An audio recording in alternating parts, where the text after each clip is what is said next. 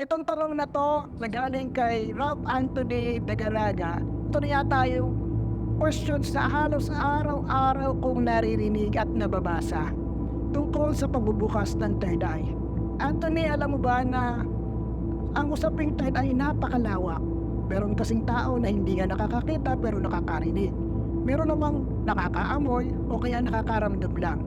Lahat yan ay nakapaloob sa tinatawag nating psychism o yung sixth sense o yung ating abilities.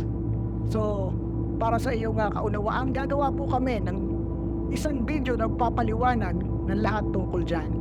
At sana, Anthony, abangan mo yan. Kaya, kayo, may katanungan din ba kayo? Huwag po mahihiyang magtanong. Comment down below. #SirEd question.